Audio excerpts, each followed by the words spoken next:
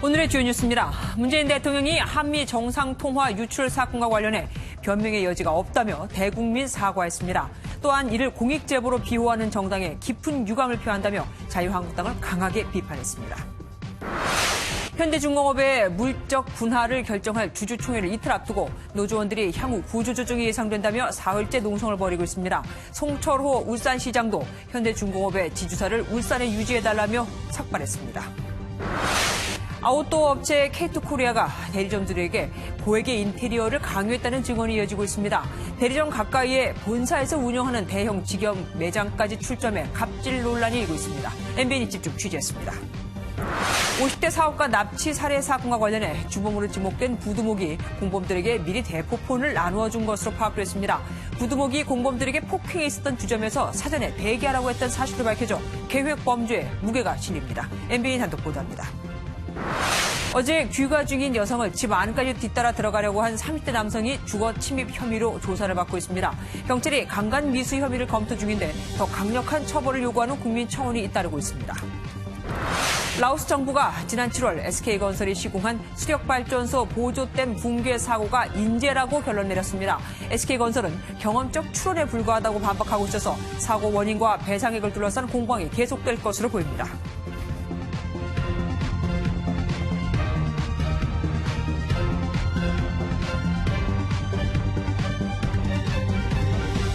문재인 대통령이 한미 정상통화 내용이 유출된 것에 대해서 공직사회의 기강이 무너진 것이라며 공식 사과했습니다. 국민의 알 권리라고 주장하는 자유한국당을 향해서는 국정을 담당해본 정당으로서 기본과 상식을 지켜달라고 아주 세게 비판했습니다. 최종락 기자입니다. 문재인 대통령은 을지태그 국무회의를 주재한 자리에서 외교부에서 한미 정상통화 내용이 유출된 것에 대해 국민께 공식 사과했습니다. 변명의 여지 없이 있어서는 안 될 일이었습니다. 정부로서는 공직자의 기밀 유출에 대해 국민들께 사과의 말씀을 드립니다. 이어 이번 사건을 계기로 공직자세를 새롭게 일신하는 계기로 삼아달라며 공직기강 다잡기에 나섰습니다. 문 대통령은 외교기밀 유출 혐의를 받는 강효상 의원뿐만 아니라 자유한국당에 대해서도 이례적으로 유감을 나타냈습니다. 정상 간의 통화 내용까지 유출하면서 정쟁의 소재로 삼고 이를 국민의 알 권리라거나 공익제보라는 식으로 두둔하고 비호하는 정당의 행태에 대해 깊은 유감을 표합니다. 외교가와 당내에서조차 기밀 유출이 잘못됐다는 지적에도 한국당 지도부가 이를 감싼 것에 대한 각성을 촉구한 것으로 풀이됩니다. 문 대통령은 특히 국정을 담당했던 정당이라면 국가 운영의 근본에 관한 기본과 상식을 지켜달라고 요청했습니다. 문 대통령이 한미 정상통화 유출에 대해 언급한 것은 이번이 처음으로 국가기밀이 정쟁의 도구로 이용돼서는 안 된다는 점을 강조한 것으로 해석됩니다. MBN 뉴스 최종락입니다.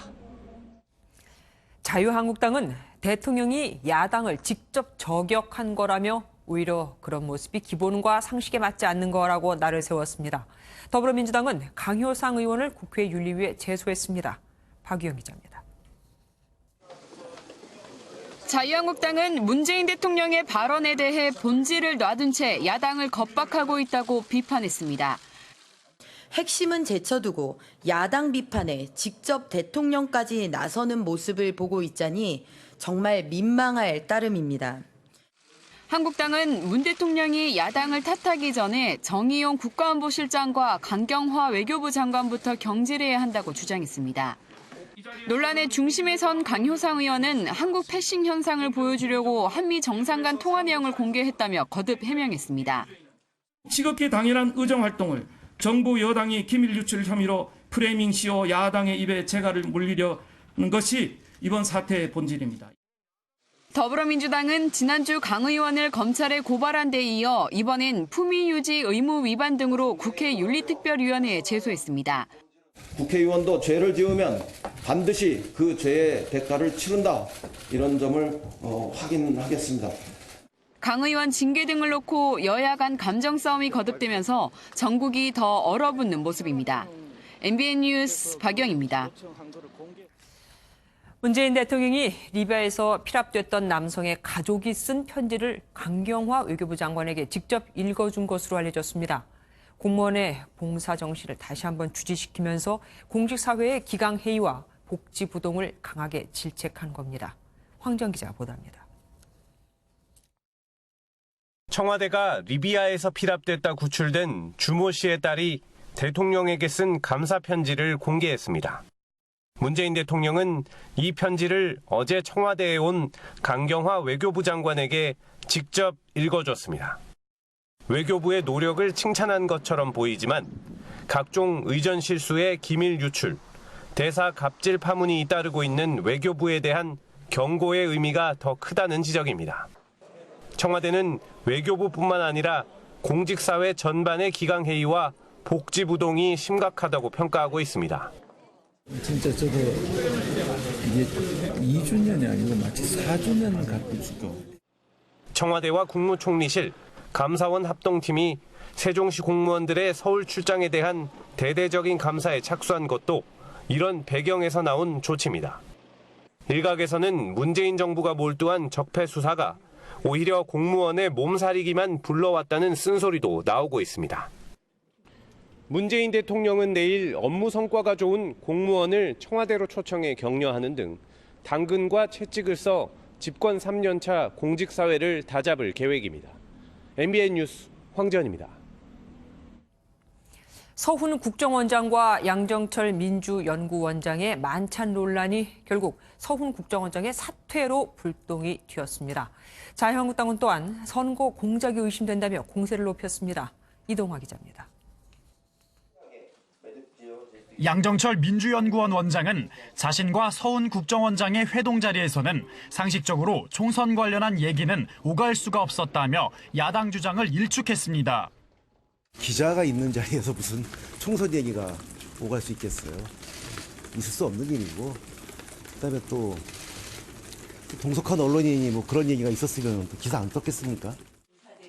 하지만 자유한국당에서는 두 사람이 어두운 곳에서 선거를 기획하고 있다며 정치 퇴보라고 비판했습니다. 대한민국 최고 정보 권력자와 총선 전략가의 어두운 만남 속에서 우리는 당연히 선거 공작의 냄새를 맡을 수밖에 없습니다.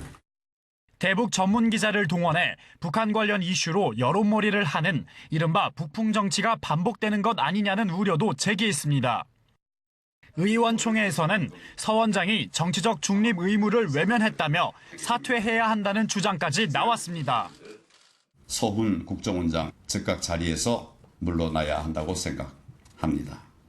스스로 물러나지 않는다면 대통령께서 파면하셔야 한다고 생각합니다. 양 원장은 선거 논의는 없었다며 야당 공세에 거듭 선을 긋고 있지만 야당은 의혹의 목소리를 키우면서 논란은 수그러들지 않는 모양새입니다. MBN 뉴스 이동화입니다. 국회에서는 서훈 국정원장을 소환해서 진실 규명을 해야 한다는 공방이 뜨겁습니다. 그런데 이 문제를 두고도 국정원의 업무 보고를 받는 국회 정보위에서 소환해야 한다. 아니다. 한국당 당 차원에서 소환해야 한다. 일치가 안 됩니다. 이래서야 소환이 될까요? 오태훈 기자입니다. 서훈 국정원장 소환에 가장 먼저 적극적이었던 곳은 국정원 상임위인 국회 정보위였습니다. 간담회를 통해 서훈 원장을 소환하려 했지만 갑작스럽게 취소되며 물거품이 됐습니다. 이를 두고 한국당과 바른미래당 소속 이해훈 국회 정보위원장이 맞섰습니다. 한국당은 민주당이 정보위 소집에 반대하기 때문이라는 주장을 펼쳤습니다. 3당 합의가 되지 않으면 이를 빌미로 서 원장이 출석하지 않을 거란 겁니다. 대신 한국당은 당 차원 조사의 필요성을 언급했습니다. 자유한국당에 와서 당신이 그 할 얘기가 있으면 원장이 해명을 하든지 뭐 등등 해라. 그렇게 얘기를 했더니 못 오겠다. 반면 이해훈 국회정보위원장은 국정원장 소집은 3당 합의 사항이 아니라 위원장 직권임을 강조하고 있습니다. 그러면서 한국당의 반대로 무산됐다는 점을 재차 밝혔습니다. 각 상임위에서 기관장이 해서 안 될 일을 하거나 법을 어겼거나 문제 있는 행동을 했을 때 상임위에서 다루는 게 상식이고 기본이고. 서훈 국정원장 소환 필요성에는 모두 공감하고 있지만 저마다 다른 정치 셈법 속에 접점을 찾지 못하고 있습니다. MBN 뉴스 오태윤입니다. 현대중공업 노조가 회사를 둘러 쪼개는 이른바 물적 분할을 반대하며 주주총회가 열릴 건물을 사흘째 점거하고 있습니다. 혹 회사가 분할되면 자회사가 되고 그럼 구조조정이 될까 우려하는 건데 노조원들의 차량에 있던 쇠파이프는 경찰이 압수했습니다. 먼저 박상호 기자가 보도합니다. 현대중공업 노조원들이 사측 보안 요원들과 몸싸움을 벌입니다. 회사 창고에서 자재를 반출하려던 중이었습니다.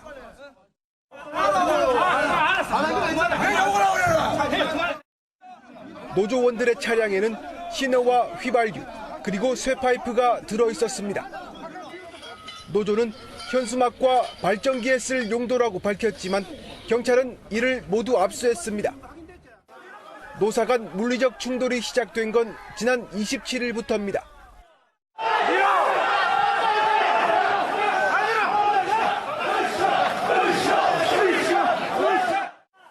노조가 본사 진입을 시도하는 과정에서 날개랑과 물병이 날아들고 급기야 유리문까지 깨져 여러 명이 다쳤습니다. 제 뒤로 보이는 건물이 현대중공업의 주주총회가 열릴 장소입니다. 노조는 이곳을 사흘째 점거하며 농성을 이어가고 있습니다. 노조는 물적 분할을 통해 한국조선해양이라는 중간 지주회사를 설립하면 현대중공업은 자회사로 전락한다고 반발합니다. 현대중공업은 새로운 신설 사업법인이 됩니다. 한국조선해양이 모든 권한을 쥐고 있습니다. 그래서 사실상 앞으로 노동자 생존권에 막대한 지장이 오기 때문에 현대자동차 노조가 연대투쟁에 나서기로 한 가운데 사측은 노조 간부 등 60여 명을 경찰에 고소했습니다. MBN 뉴스 박상호입니다. 울산은 지금 노조원들만 비상이 걸린 게 아닙니다. 송철호 울산시장은 현대중공업이 물적 분할이 돼도 지주사, 그러니까 본사는 울산에 있어야 한다며 삭발을 단행했습니다. 세수가 크게 차이 나거든요. 이유는 다르지만 어쨌든 결론은 다 강경 대응입니다. 안진우 기자입니다. 울산 시민들까지 들고 일어섰습니다. 광장에 모인 시민 3천여 명은 현대중공업 새 지주사인 한국조선해양을 울산에 설립하라며 한 목소리를 냅니다.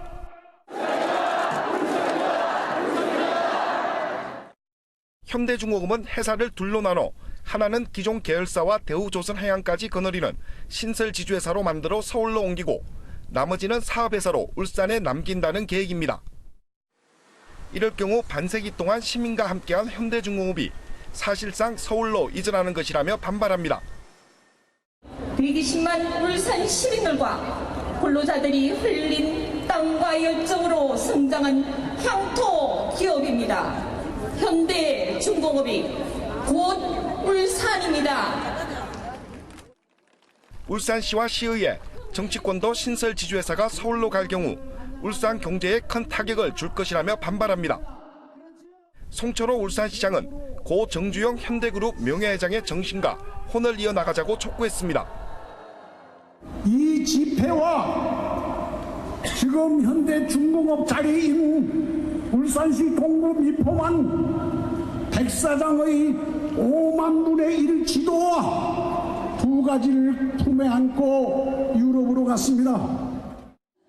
송철호 울산시장은 삭발까지 단행하며 현대중공업을 압박하고 나섰습니다.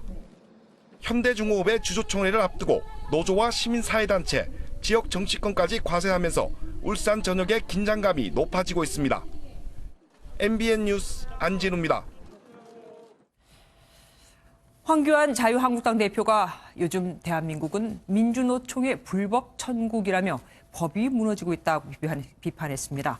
경찰이 민노총의 눈치를 보느라 단호하게 대응을 못하고 있다는 거죠. 반면 이인영 더불어민주당 원내대표는 양쪽을 균형 있게 봐야 한다고 밝혔습니다. 김도현 기자입니다. 고려대학교에서 열린 고경 아카데미 특강에 참석한 황교안 자유한국당 대표는 작심한 듯 민주노총을 강하게 비판했습니다. 황 대표는 자유민주주의 국가에서 가능하지 않은 일이 일어나고 있다며 노사관계에서 힘에 의한 지배가 이루어지고 있다고 비난했습니다. 요즘 그냥 민노총의 불법 천국이에요. 아무 데나 가서 우리 근로자 써라. 다른 노총 근로자 쓰고 있는 기업 가가지고 거기 가서 막 가로막고. 또 이렇게 되면 경제가 살아날 수 없다며 심각한 문제라고도 밝혔습니다. 하태경 바른미래당 최고위원도 민노총은 더는 회사원이 아니라며 비판에 가세했습니다. 민주노총, 현대중공업 노조원들은 더 이상 회사원들이 아닙니다. 그저 폭력배들 뿐입니다. 여당인 더불어민주당은 신중한 반응을 보였습니다. 이인영 민주당 원내대표는 한국당처럼 지독한 편견을 가지고 있지 않다며 경청할 건 경청해야 한다며 말을 아꼈습니다. 이 원내대표는 그러면서 한국당의 어떤 지도부는 민주노총을 사회의 공적처럼 지목한다며 민노총 비판에 나선 한국당과는 각을 세웠습니다. MBN 뉴스 김도영입니다. 본사의 대리점과 가맹점을 상대로 한 갑질 논란, 아웃도어 업계도 예외는 아니었습니다.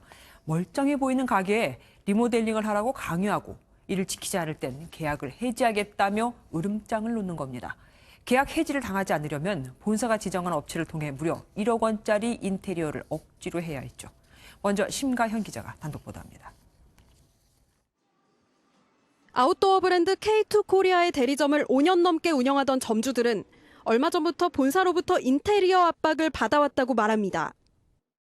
본사에서 요구한 금액이 1억 2천에서 3천. 그래 장사가 잘 된다고만 얘기를 해요. 외부 업체 견적을 받아보라 그래서 견적을 받았는데 이거 왜 돈 들여서 인테리어를 하냐고. 너무 깨끗하다고. 5년 되면 해야 된다고. 안 하면 금방에다 매장을 알아보라. 인테리어 안 하면 쉽게 말해서 다른 매장을 개설을 한다는 거죠. 내 주위에다가. 인테리어 공사엔 본사에서 지정한 업체만 이용하도록 유도했고 비용은 모두 점주들의 몫이었다고 점주들은 입을 모읍니다. 일부 점주에게는 특정 기간까지 인테리어를 바꾸지 않으면 아예 계약을 해지하겠다는 문서도 보내왔습니다. 인테리어가 낡거나 안전상의 문제가 없는데 인테리어를 바꾸도록 강요하는 것은 특정한 업체에만 맡겨야 된다는 조항 또한 불공정 약관에 해당될 수가 있습니다. K2 본사 측은 인테리어 리모델링을 권유한 적은 있어도 강요한 적은 없으며 모든 것은 양자 간에 합의한 대로 진행했다는 입장입니다. 본사의 지침에 반발하는 일부 점주들은 현재 공정거래위원회에 진정서를 제출한 상태입니다. MBN 뉴스 심가현입니다. 이뿐만이 아닙니다. 한 대리점주는 K2 본사가 대리점 근처에 대형 직영 매장을 내겠다고 해서 결국 폐점하고 다른 아웃도어 매장을 차렸습니다. 그러고 나니 이번엔 아예 점주의 새 매장 바로 옆에 K2 대리점을 낸다고 합니다. 단골 리스트는 이미 본사로 다 넘어간 뒤죠. 이어서 이상은 기자가 단독 보도합니다. 이 대리점주는 올해 3월 서울 시내에서 운영하던 K2 매장을 폐점하고 다른 아웃도어 브랜드 매장을 차렸습니다. 대리점에서 기존 매장을 폐점한 이유는 대리점에서 2km 떨어진 곳에 본사에서 이렇게 대형 직영 매장을 출점하기 때문입니다. 가까이에 대형 직영 매장이 들어오면 매출에 타격이 크다고 항의도 했지만 달라진 건 없었습니다. 사모님 할 수 없죠. 뭐 회사에서 한다는 건데 뭐 이렇게만 얘기를 했어요. 결국 점주는 가게 문을 닫고 다른 아웃도어 매장을 차렸는데 본사에서 이번엔 점주의 새 아웃도어 매장 옆에 K2 대리점을 출점하기로 했습니다. 제가 근처 출점 때문에 할 수 없이 나왔는데 바로 옆에 2달도 안 돼서 오픈을 한다고 하니까 단골 손님을 8,000명 정도 만들었는데 그거는 K2에 기속이 되는 거예요. 저절로. 고객 리스트가 그대로 저쪽으로. 본사 측은 대리점 근처에 대형 직영 매장을 출점한 건 고객층이 다르다고 판단해서 그런 것이며 전 점주의 새 매장 옆에 대리점을 내는 건 그 자리를 원하는 사람이 있어서라고 밝혔습니다. 아웃도어를 포함한 의류 대리점의 경우 근거리 출점에 대한 규정은 없는 상태지만 도의적으로 무책임하다는 비판이 제기되고 있습니다. MBN 뉴스 이상은입니다. 깐풍기 대첩. 이게 무슨 소리냐 하실 겁니다. 주 몽골 대사가 직원을 상대로 갑질을 했다는 폭로 과정에서 제기된 표현인데 외교부가 감사까지 나선다고 합니다. 대체 무슨 일이 있었던 걸까요? 어쨌든 요즘 외교부 바람잘 날이 없습니다. 신동규 기자입니다. 검은 비닐에 깐풍기 2봉지가 담겨 있습니다. 정재남 주 몽골 대사는 냉장고에 있어야 할 깐풍기가 쓰레기통에 버려진 것을 놓고 대사관 직원을 추궁했습니다. 전날 오찬 행사 때 제공되고 남은 깐풍기의 행방을 물었는데 아르바이트생이 가져갔다는 보고와 달리 몽골인 직원이 깐풍기를 버린 걸 확인한 겁니다. 아니 맞겠는데 이거 빨리 결론을 못 내. 왜? 책임져. 책임져. 진짜 책임져. 대사한테 얘기했으면 그 책임을 지라고. 대사관 직원들이 깐풍기 대첩이라고 불렀던 이 일로 결국 해당 직원은 1년 동안 해온 업무와 전혀 상관없는 부서로 옮겨졌습니다. 참다 못한 직원이 한국노총에 제보하면서 외부에 알려지게 됐고 정 대사의 갑질 논란으로 번졌습니다. 여기에다 정 대사가 비자를 부정 발급하는 데 연루됐다는 의혹도 함께 불거졌습니다. 내가 정 대사하고 한 3억 통화를 했어요. 근데 이제 접수하고 너무 많다는 거야. 7명은. 제일 좋은 게 4명이 좋아. 4명. 정 대사는 1년의 의혹이 자신을 음해하려는 시도라며 억울하다는 입장입니다. 제가 자청을 했어요. 한 점의 의혹도 다 해명할 수 있으니까 빨리 나와가지고 정리를 해라. 외교부는 조만간 정 대사에 대해 현지 감사를 벌이기로 했습니다. MBN 뉴스 신동규입니다. 50대 사업가 납치 살해 사건의 주범으로 지목된 국제 PJ파 부두목. 자수한다더니 아직도 행방이 오리무중입니다. 그런데 이번 사건이 부두목 조모 씨가 꾸민 계획 범죄일 가능성에 무게가 실리고 있습니다. 조 씨가 공범들에게 사건 당일 미리 대포폰을 나눠주고 폭행이 일어난 주점에 미리 대기하게 한 정황이 포착됐거든요. 고정수 기자가 단독 보도합니다. 지난 24일 50대 사업가 납치 살해 사건 공범으로 구속된 김모 씨는 국제 PJ파 부두목 조모 씨의 지시나 개입 사실을 부인했습니다. 지시 받았습니까? 하지만 경찰은 조 씨가 계획 범죄를 벌인 것으로 의심하고 있습니다. 조 씨가 사건 당일 공범 2명에게 휴대전화를 집에 두고 오라고 한 뒤 준비한 대포폰을 나눠주고 대포폰으로만 연락하라고 한 정황을 파악한 겁니다. 일이 잘못될 경우 경찰의 추적을 피하기 위한 조치로 풀이됩니다. 조 씨는 또 사건 당일 광주의 주점에 사업가와 함께 들어간 뒤 다른 방에 공범 2명을 대기시켰던 것으로 파악됐습니다. 공범들이 대기하던 방에서 사업가를 상대로 폭행이 이루어졌는데 조 씨도 폭행에 가담했던 것으로 알려졌습니다. 이들이 이곳에서 폭행으로 숨진 사업가를 경기도 양주에 유기했을 가능성이 제기됩니다. 경찰은 도주 중인 조 씨의 검거를 위해 수사력을 집중하고 있습니다. MBN 뉴스 고정수입니다. 귀가 중인 여성의 뒤를 따라가 집에 침입하려고 한 30대 남성의 CCTV 영상이 공개되면서 파장이 일고 있죠. 정말 1초만 늦었더라도 봉변을 당할 수 있는 상황이었는데 영상이 공개되고 수사망이 좁혀오자 남성은 결국 자수했습니다. 먼저 강세형 기자가 보도합니다. 이른 새벽 여성이 골목길을 걸어가고 그 뒤를 한 남성이 뒤쫓아갑니다. 건물 안까지 따라 들어간 남성은 여성이 집에 들어가 문을 닫는 순간 손을 뻗어 문을 열려고 합니다. 아슬아슬하게 문이 닫히자 남성은 문을 두드리더니 한참 동안 문 앞에서 서성입니다. 어제 새벽 6시 반쯤 30살 남성 A씨가 서울 신림동에서 여성의 집에 침입을 시도한 당시 CCTV 영상입니다. 사건이 발생한 빌라엔 CCTV와 현관문 자동 잠금 장치가 있었지만 상주하는 경비원은 없었고 피의자는 피해 여성을 쉽게 따라 올라갔습니다. 범행 영상이 SNS에 공개되고 경찰의 수사망이 좁혀지자 결국 A씨는 경찰에 자수했습니다. 사건이 발생한 인근 지역 여성들은 평소에도 많이 불안했다고 말합니다. 불안해서 밤에는 이어폰 좀 한쪽 끼거나 아예 안 끼고 가는 편이에요. 술 마시고 말 거시고 그러시는 분도 가끔 있거든요. 경찰은 A씨를 상대로 정확한 사건 경위 등을 조사할 방침입니다. MBN 뉴스 강세현입니다. 경찰에 붙잡힌 이 남성은 현재 주거 침입 혐의만 받고 있습니다. 하지만 강간 미수범을 강력하게 처벌해달라는 국민청원 게시글이 올라오는 등 강력 처벌을 요구하는 목소리가 높습니다. 형량 차이도 엄청나고 또 보복이나 재범 우려도 있으니까요. 이어서 안명욱 기자가 보도합니다. 원룸에 혼자 사는 여성의 집 안으로 침입하려는 스토커를 다룬 영화의 한 장면입니다. 영화 같은 일이 현실로 일어났지만 경찰에 붙잡힌 A씨는 주거 침입 혐의만 받고 있습니다.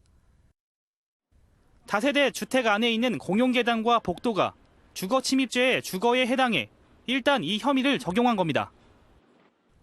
침입 목적이 누가 봐도 뻔한 상황이지만 현 단계에서 남성 A씨에게 강간미수 혐의를 적용하기는 쉽지 않습니다. 강간미수는 폭행 협박이라는 실행의 착수가 있어야 하는데 이 사건은 폭행 협박이 이루어지기 전이라 예비의무 처벌 조항도 없어 주거침입죄로만 처벌할 수 있습니다. 청와대 청원 게시판에는 A씨를 강간미수범으로 표현하며 엄벌을 요구하는 글이 올라왔고 호응이 잇따르고 있습니다.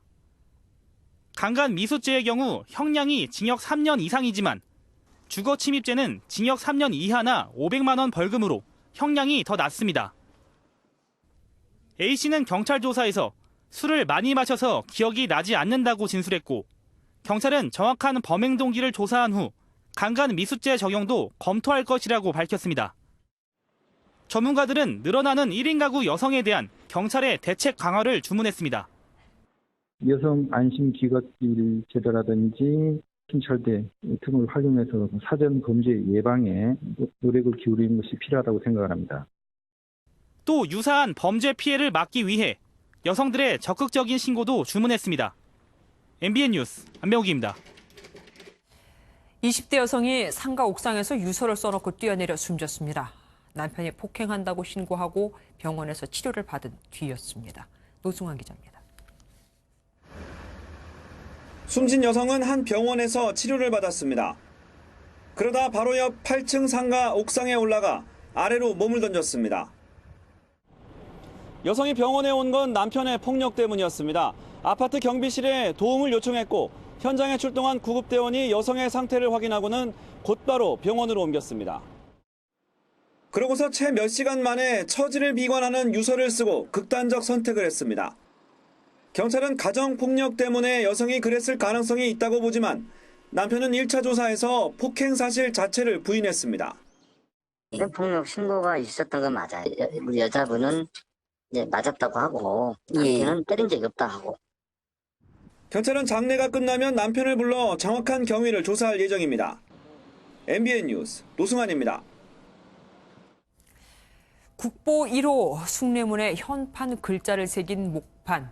우리나라에서 가장 오래된 보물급 세계지도. 수백 년 전 조선시대에 만들어진 이런 문화재들을 식당 벽지와 시골 비닐하우스에 꽁꽁 숨겨둔 골동품 업자들이 적발됐습니다. 졸도범에게 사들인 문화재를 공소시효가 끝난 줄 알고 팔려다가 덜미가 잡힌 겁니다. 문화재는 일반 작물과 달리 은닉죄라는 게 있습니다. 손하늘 기자입니다. 식당의 벽지를 뜯어내자 세계지도 한 장이 나옵니다. 360년 전 조선 현종이 왕위에 오른 직후 만들어진 보물 1008호 만국전도인데 심하게 훼손됐습니다. 서학을 받아들였던 조선 지식인들이 가장 이른 시기에 제작된 것으로서 가치가 있다. 보물은 25년 전 도난됐는데 골동품 업자 A씨가 절도범으로부터 사들여 숨겨왔던 겁니다. 또 다른 골동품 업자 B씨의 시골 비닐하우스에선 조선 태종의 아들 양녕대군 친필이 들어간 숭례문 목판이 발견됐습니다. 200년 전 만들어진 이 목판이 도난을 당해 사라지면서 숭례문이 불탄 뒤 현판을 이렇게 정확히 복원하는데 애를 먹었습니다. 양녕대군 글씨가 담긴 한시의 목판도 함께 되찾았습니다.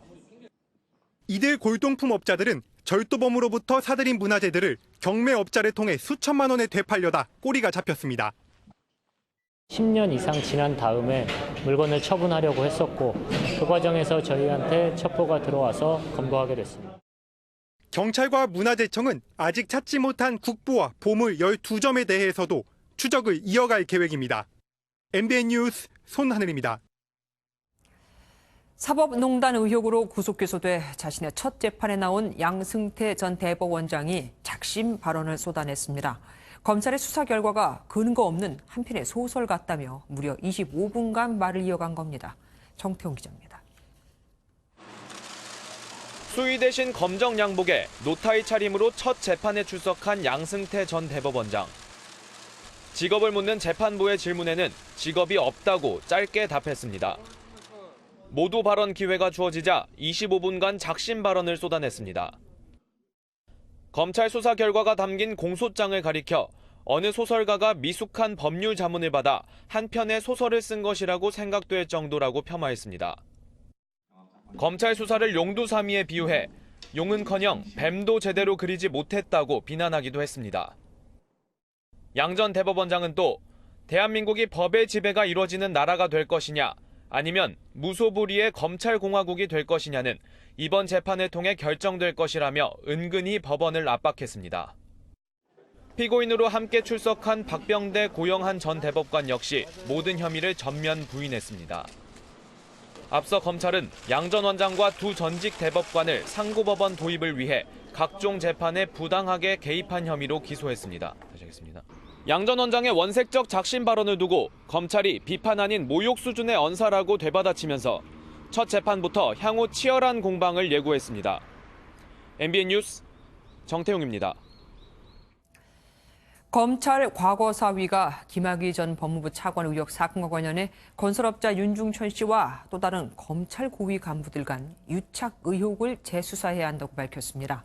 윤중천 리스트라 불러도 무방할 정도라고 꼬집었는데 여기에는 한상대 전 검찰총장의 이름도 들어있습니다. 김순철 기자입니다. 검찰 과거사위원회는 우선 김학의 전 법무부 차관의 별장 성폭력 사건에 대한 검찰 수사가 부실했다고 비판했습니다. 그러면서 윤 씨와 교류한 검찰 관계자들이 다수 확인됐다며 이른바 윤중천 리스트라 불러도 무방할 정도라고 지적했습니다. 특히 당시 검찰 고위 간부가 윤 씨가 연루된 사건에 개입한 정황도 확인했다고 밝혔습니다. 과거사위는 윤 씨의 배우로 한상대 전 검찰총장과 윤갑근 전 고검장, 박모 전 차장검사를 지목하고 수사를 촉구했습니다. 검찰 관계자들 중 윤중천으로부터 금품을 수수하거나 접대를 받고 부정처사로 나아간 정황이 확인된 경우가 있었습니다. 이에 대해 한 전 총장과 윤 전 고검장은 근거 없이 허위 사실을 유포했다며 과거사위와 조사단에 대한 법적 대응을 예고했습니다. 한편 과거사위는 윤 씨가 성관계 동영상을 촬영해 피해 여성에게 상습, 공갈 등을 한 정황이 있다며 추가 동영상의 존재 여부도 확인해야 한다고 밝혔습니다. MBN 뉴스 김순철입니다. 나경원 자유한국당 원내대표가 단단히 화가 났습니다. 강원도 산불 보상 대책을 논의하려고 5개 부처 차관을 불렀는데 단 한 명도 안 왔거든요. 끝내 눈물까지 보였다고 합니다. 이동석 기자입니다. 나경원 자유한국당 원내대표 주재로 열린 강원도 산불 피해 후속 조치 대책회의. 시작부터 나 원내대표가 불만을 터뜨립니다. 제대로 된 보상 대책을 만들고자 차관들 다 와서 실무적으로 논의하자고 했습니다. 대답들을 미적미적 하더군요.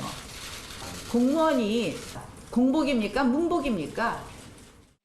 행정안전부, 기획재정부 등 화재 보상과 관련 있는 5개 부처 차관을 참석시켜 회의를 열 예정이었지만 불참 소식에 반쪽짜리 회의로 전락했습니다.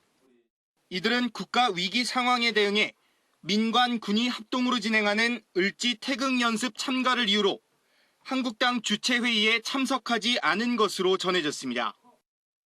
나 원내대표의 분노는 회의가 끝나서까지 계속됐고 문재인 대통령이 총지휘한다는 느낌을 지울 수 없다며 문 대통령을 향한 불만으로 이어졌습니다. 산불 피해 지역 주민들을 언급하는 대목에선 감정에 복받친 듯 눈물을 보이기도 했습니다. 이게 말이 됩니까? 이런 식으로 나라 운영해도 됩니까? 제대로 부처가 안 챙기고 있잖아. 정부 인사들의 회의 불참에 한국당은 제1야당 원내대표 무시라고 규정하면서 가뜩이나 어려운 추경처리 국회 개헌이 더 멀어지는 분위기입니다. MBN 뉴스 이동석입니다. 자신을 반대하는 오신환 의원이 원내대표가 됐을 때 손학규 바른미래당 대표는 정병국 의원을 혁신위원장으로 삼자고 제안했었습니다. 그런데 막상 정 의원을 혁신위원장으로 세우자 손 대표는 이를 거부하고 있습니다. 이유가 뭘까요? 전정인 기자가 보도합니다. 오신환 원내대표와 바른정당의 최고위원들이 최고위원 회의를 앞두고 기자회견을 열었습니다. 이들은 지난 27일 안철수계 의원들이 중재안으로 제시한 정병국 정권혁신위원회 구성안을 전격 수용하겠다고 밝혔습니다.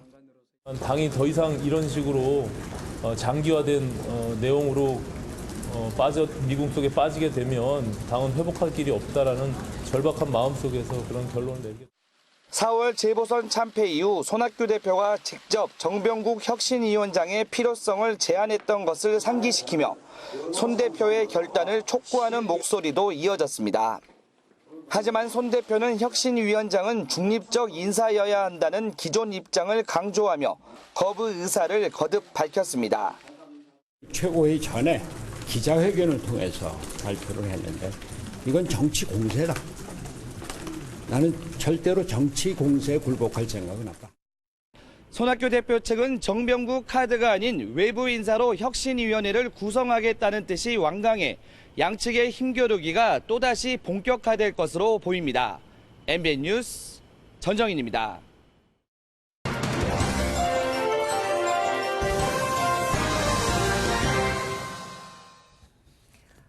오모테나시. 진심으로 손님을 대접한다는 뜻의 일본어입니다. 일본의 친절함을 상징하는 말이기도 하지만 손님을 극진히 모셔 원하는 바를 이루어낸다는 일본 특유의 외교술로도 알려져 있죠. 일본 아베 총리가 트럼프 대통령과 하루 종일 동행하며 극진히 대접하는 것처럼 말입니다. 그럼 뭘 얻었을까요? 국빈 방문 마지막 날 트럼프 대통령은 일본 해상자위대의 호위함인 가가에 탑승했습니다. 가가는 일본 정부가 항공모함으로 개조하기로 한, 다시 말해서 전쟁 무기로 개조하기로 한 배로 과거 중일 전쟁은 물론 미국 하와이 진주만 기지도 공습했던 항공모함의 이름이기도 합니다. 여기에 트럼프 대통령이 올라갔다는 건 일본을 전쟁 가능한 국가로 만들겠다는 아베 총리의 계획을 지지한 셈입니다.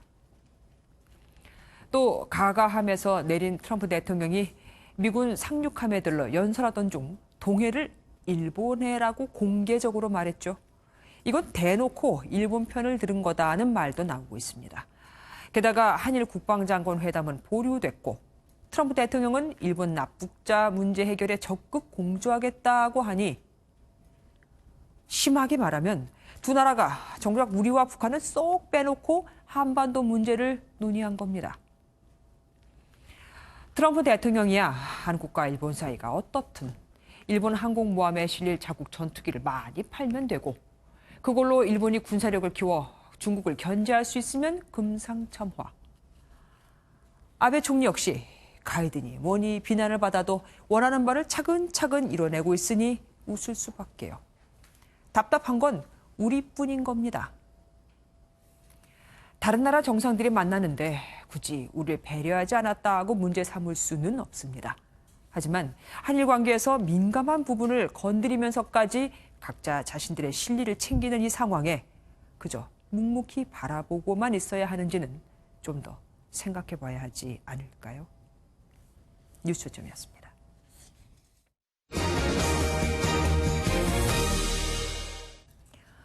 공항을 나갈 때가 아닌 들어오는 길에 면세품을 살 수 있는 입국장 면세점이 모레 첫 선을 보입니다. 여행길에 면세품을 들고 다니는 불편은 줄어들겠지만 출국장 면세점과는 구매액과 과세 방법이 다르니 주의하셔야 합니다. 김민수 기자가 기장을 앞둔 입국장 면세점을 미리 둘러봤습니다. 개장을 코앞에 둔 입국장 면세점이 손님 맞이 준비에 한창입니다. 인천국제공항 제1여객터미널과 제1여객터미널 수화물 수취 지역에서 오는 31일 오후 2시 국내 첫 입국장 면세점이 영업을 시작합니다. 세계 어디 공항이든 입국하고 나서 면세점 거의 없잖아요. 그냥 그런 부분이 신기한 것 같아요. $600. 우리 돈으로 72만 원 정도로 구매액이 제한되는 만큼 화장품과 의류 등 중저가 상품이 대부분입니다. 특히 내수시장을 어지럽힐 것이란 우려에 담배가 빠졌습니다. 입국장 면세점에서 담배를 살 수는 없지만 전자담배 디바이스는 전자제품이기 때문에 구매가 가능합니다. $600가 넘어가는 구입액에 대한 과세와 공제 방식도 달라집니다. 기존에는 가장 세율이 높은 물품 가격을 우선 공제해줬지만 앞으로는 입국장 면세점에서 국산품을 사면 국산품 가격을 뺀 나머지 구입액 초과분에 대해 세금을 물게 됩니다. 관세청은 면세 범위 $600보다 많이 구입하고도 세관에 신고하지 않으면 최대 60%의 가산세가 붙는 만큼 자진 신고를 당부했습니다. MBN 뉴스 김민수입니다. 강원도 철원 인근 비무장지대에서는 지난달부터 유해 발굴 작업이 한창입니다. 치열한 전투 후 60년 넘게 방치됐던 참전 용사들의 유해가 하나둘 가족의 품으로 돌아갈 채비를 하고 있습니다. 연장현 기자가 현장에 다녀왔습니다. 강원도 철원 일대 비무장지대 DMZ에 위치한 화살머리 고지는 군사분계선을 경계로 남과 북이 나뉘어 있습니다. 6.25 전쟁 당시 여기서만 3,000명 넘게 전사했는데 이 중 한국, 미국, 프랑스군의 시신 300여 구가 여전히 수습되지 못했습니다. 지난해 9.19 군사합의에 따라 지난 4월부터 이곳에서 남북 공동 유해 발굴이 시작될 예정이었지만 하노이 회담 결렬 후 북측의 응답은 없는 상황입니다. 때문에 국방부 유해 발굴 감식단이 단독으로 발굴 작업을 하고 있습니다. 2달 동안 시신 50여 구에 해당하는 유해 325점 등이 발굴돼 정밀 감식에 맡겨졌습니다. 참전 용사들의 증언에 따르면 6.25 전쟁 당시 이곳 주변엔 약 1000여 발의 포탄이 떨어진 것으로 알려졌습니다. 대피호가 있었던 것으로 추정되는 이곳에선 현재 유해 발굴 작업이 한창입니다. 유해 발굴단은 참전 용사들의 유해를 하루빨리 수습하겠다는 일념으로 땡볕에도 숨 돌릴 새 없이 작업에 열중하고 있습니다. 모든 지역을 다 샅샅이 훑어서 작은 한 점의 뼈 조각이라도 유해 한 점이라도 반드시 찾아서 가족에게 돌려드리는 게. 북측은 DMZ에서의 남측 단독 유해 발굴이 시작된 이후 간이 초소를 설치해 우리 측 작업을 지켜보고 있습니다. MBN 뉴스 연장현입니다. 미 국무부가 북한의 대량 살상 무기 프로그램 전체를 유엔 안보리 결의 위반이라고 밝혔습니다. 그러면서도 미 정부의 초점은 북한과 협상을 시도하는 데 있다고 강조했습니다. 미국도 입장이 참 우리 못지않게 모호한 거죠. 박통일 기자입니다. 북한의 대량 살상무기 프로그램 전체가 유엔 안보리 결의에 어긋난다. 북한 미사일 발사와 관련한 질문에 미 국무부 대변인이 밝힌 미 정부의 입장입니다. 오테이거스 대변인은 그러면서 미국이 이러한 위협을 평화적으로 해결하기 위해 협상을 시도하는 데 집중하고 있다고 말했습니다. 유엔 대북제재 결의는 핵무기와 대량 살상무기, 탄도미사일 관련 프로그램을 모두 폐기할 것을 명시하고 있습니다. 오테이거스 대변인은 그러나 북한이 최근 발사한 단거리 미사일을 탄도미사일로 보느냐는 질문에는 발표할 게 없다며 구체적인 언급을 피했습니다. 미 정치권에선 북한 문제가 수면 위로 불거졌습니다. 최근 북한이 조 바이든 민주당 대선 후보를 맹비난한 것에 트럼프가 동조하는 듯한 모습을 보이면서 논란이 커진 겁니다. Kim Jong-un made a statement that Joe Biden is a low IQ individual. He probably is, based on his record. I think I agree with him on that. 바이든 선거 캠프는 즉시 트럼프 대통령의 발언이 대통령 품위에 걸맞지 않는 처사라고 비난했고 같은 공화당 내에서도 트럼프 대통령의 발언이 부적절했다는 비판이 나오고 있습니다. 트럼프 대통령과 바이든 대선 후보 간 신경전이 격화되면서 내년 미국 대선을 앞두고 북한 이슈가 뜨거운 감자로 떠오르고 있습니다. MBN 뉴스 박통일입니다.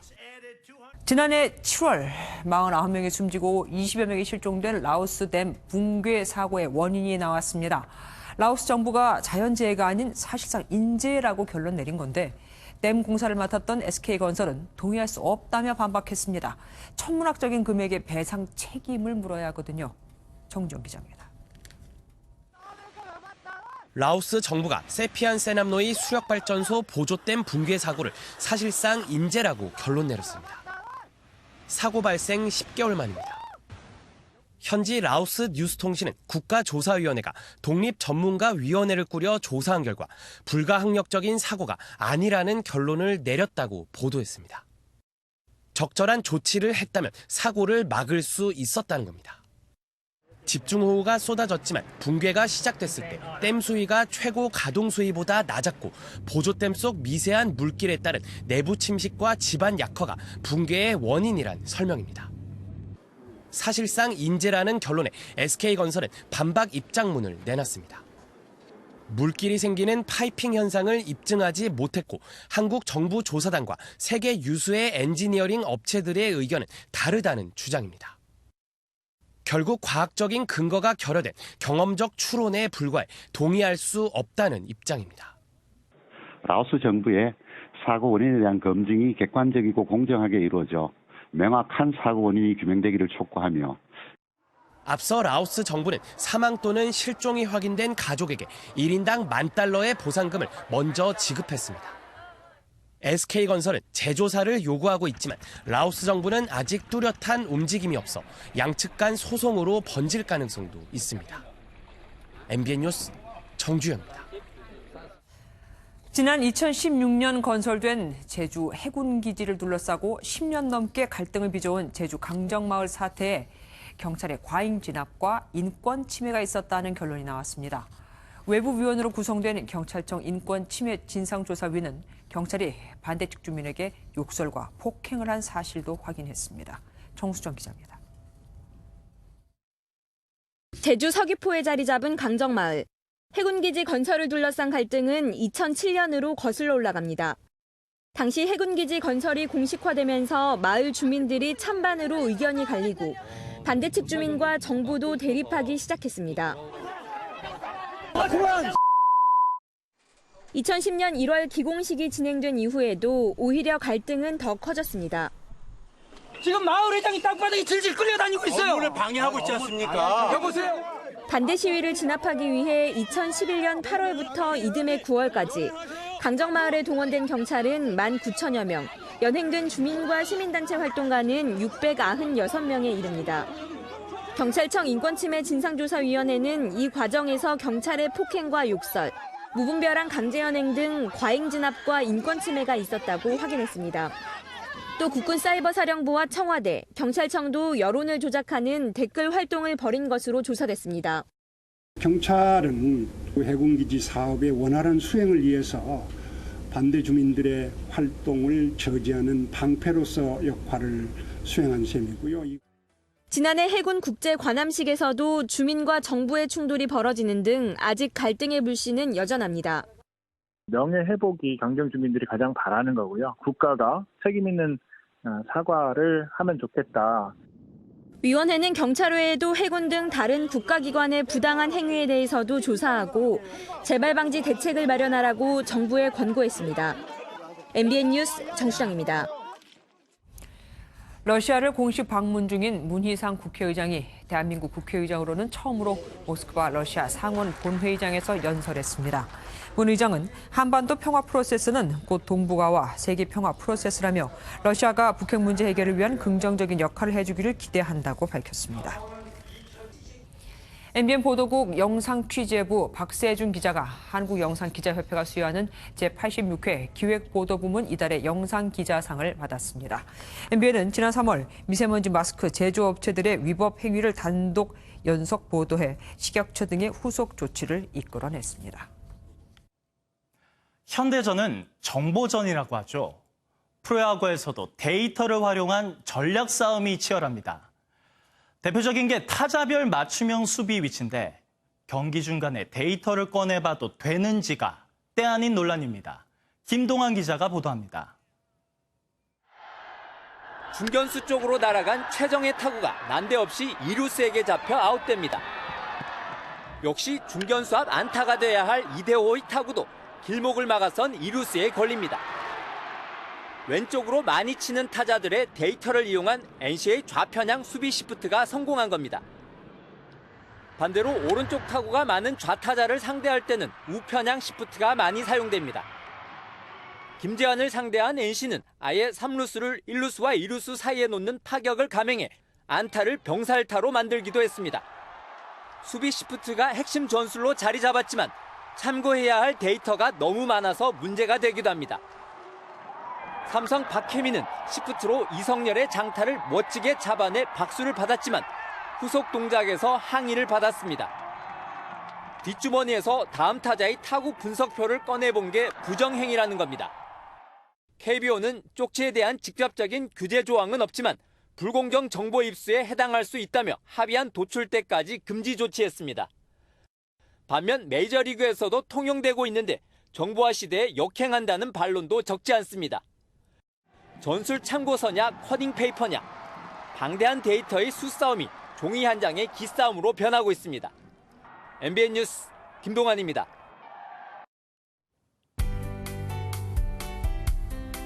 날이 다시 더워지고 있습니다. 오늘 동해안을 따라서는 낮 동안 30도 안팎까지 올랐는데요.